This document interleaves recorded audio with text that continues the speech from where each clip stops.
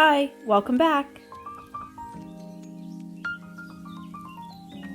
So I've wanted to try my hand at making a quilted jacket for a few months now.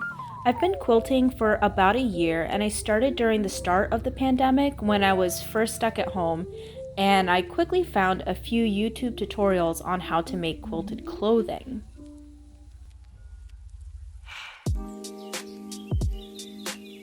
Here are a few of the videos that I watched and got inspiration from: Laundry Basket Quilts, Tamara's Joy, Steph Beth, and Emily Suprunowski. I had a bunch of these squares already cut. I bought most of the fabrics as fat quarters off of Etsy. I love dark green and black, so I really wanted to stick to those colors in the quilt. I got a few yards of this dark green too from Hobby Lobby to make more squares and also for the lining of the jacket, and I got the cotton batting off of Amazon. And I like to do any kind of sewing or quilting project in my living room, even though I have an office that I can work with, just because I can put something on the TV while I'm ironing my fabrics. I don't have any fancy equipment, just a regular iron and ironing board.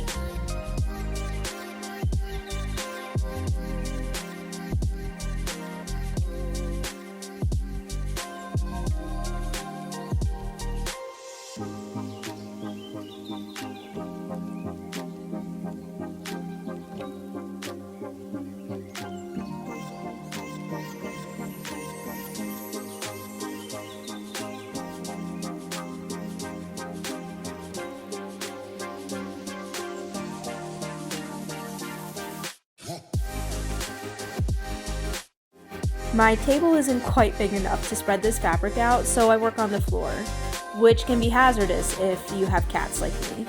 Duck is always trying to help me out by walking over and wrinkling my newly ironed fabric.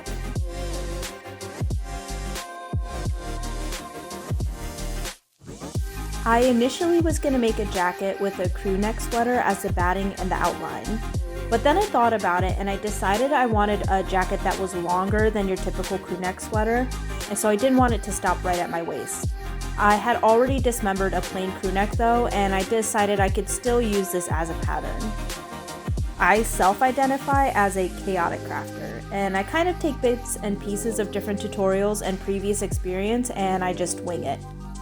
So first I put down the sweater, and then I used tailor's chalk to draw around it, and you can see that I elongated the sleeve and the front and back pieces of the jacket to make it longer.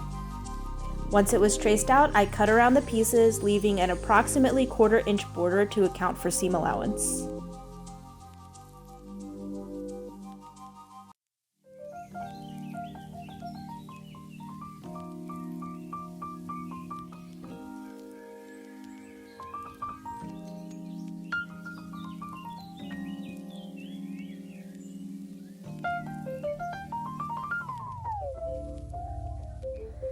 Then I sorted my squares into 5 piles, 1 for each sleeve, a pile for the back panel, and then 2 for the front panels.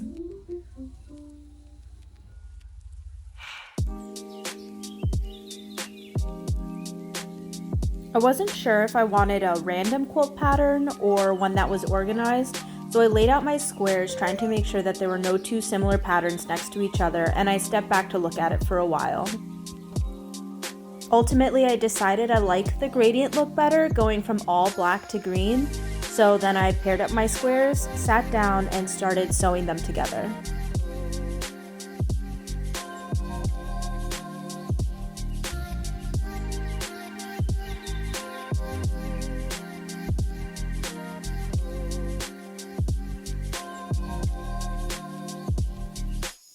I said before that I'm a chaotic crafter and I don't usually use pins when I'm sewing. I just line up the pieces and send them through the machine.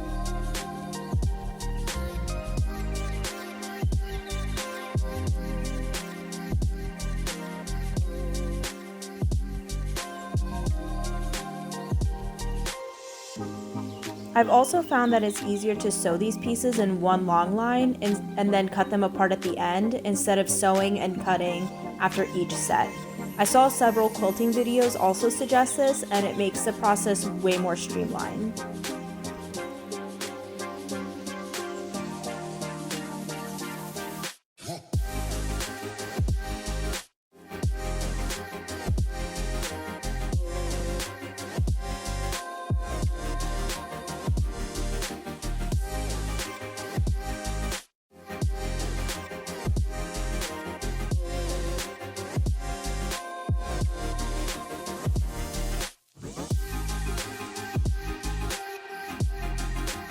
I iron down the seams after each bundle is done, both seams to one side.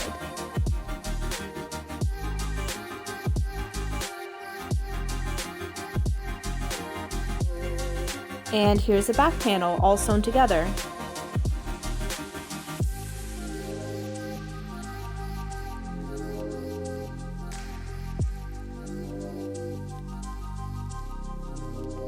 I also sewed together one of the sleeves, but I missed a row, so I knew I had to stop for the night because I was getting way too tired and making mistakes because of it. I'll have to use my seam ripper to tear up the thread along those seams and re-sew them correctly. I could try again, but I know from previous experience that once I start making mistakes, I really just need to step away.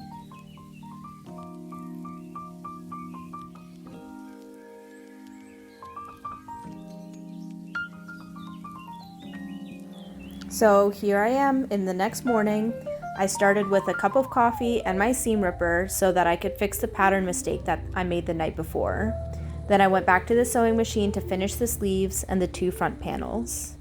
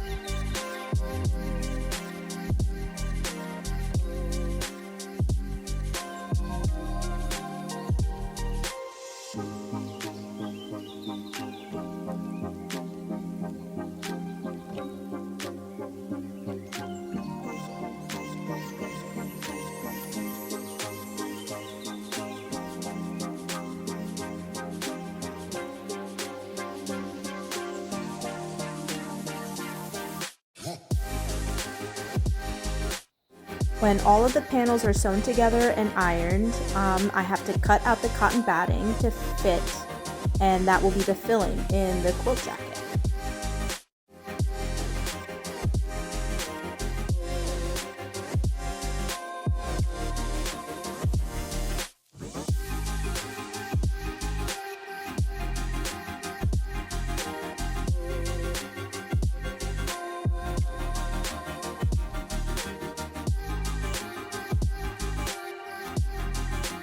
So I use safety pins to secure my fabrics and batting together.